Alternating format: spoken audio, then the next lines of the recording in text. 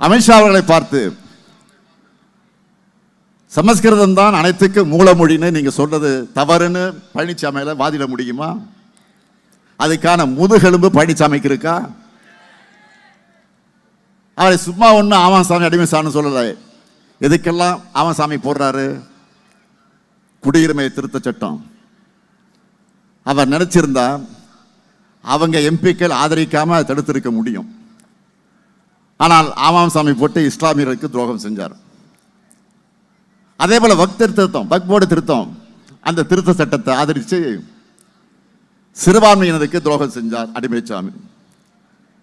அடுத்து கிறிஸ்தவர்களுக்கு எதிராக FCRA சட்டம் கொண்டு வர போறாங்க. கூட்டணியில் இருக்கிற பழனிசாமி தேர்தலுக்காவது அதை எதிர்த்து பேசி இருக்கிறாரா? அடுத்து நீட் தேர்வை பற்றி பேசுறார். நீட் தீர்மானத்தை ஒன்றிய அரசு தான் நிறுத்தி வச்சிருக்குன்னு எல்லாருக்கும் நினைச்சுக்கிட்டு இருந்தோம். ஆனால் அதை ஒன்றிய அரசு திருப்பி அனுப்புனதையே கிட்டத்தட்ட 2 வருஷமா மறைச்சு வச்சவர் தான் Palaniswami.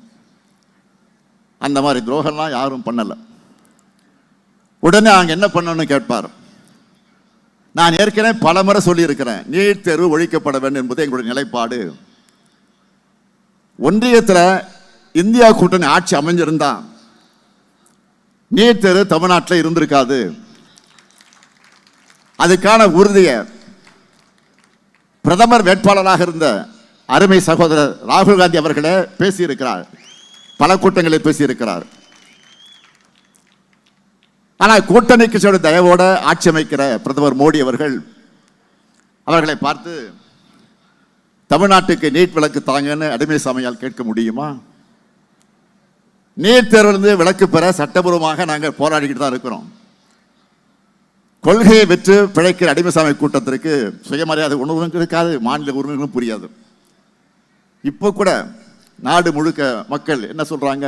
Modiji where is LPG கேட்டுக்கிட்டு இருக்காங்க. மோடிஜி வேர் இஸ் எல்பிஜி அப்படி கேட்டுக்கிட்டு இருக்காங்க. பல ஓட்டர்களை இழுத்து மூடிட்டாங்க, பல ஓட்டர்களை மெனுவை குறைச்சிட்டாங்க, பல ஓட்டர்களை விலையை ஏற்றிட்டாங்க. இதனால உணவுக்காக ஓட்டர்கள் நம்பி இருக்கக்கூடியவங்க பெரிதும் பாதிக்கப்பட்டிருக்கிறாங்க. இதையெல்லாம் முழுவீச்சில் சரி செய்ய முயற்சிக்காம சிலிண்டர் விலையை 200 ரூபாய் உயர்த்திருக்கிறாங்க. அதுவும் சரியா வழங்கப்படுறதில்லை. இதையெல்லாம் பார்த்து பழனிசாமி குரல் கொடுத்திருக்கிறாரா? அதனால தான் அவரை அடிமைசாமின்னு சொல்றோம்.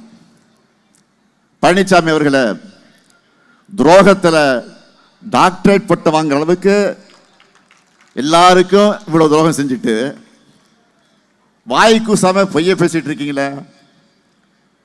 தமிழ்நாட்டு மக்கள் நல்லா புரிஞ்சுக்கணும், தமிழுக்கும் தமிழினத்துக்கும் தமிழ்நாட்டுக்கும் துரோகம் செய்வது பாஜகவுடைய வழக்கம். அதுக்கு துணை போறதுதான் அதிமுகவுடைய பழக்கம்.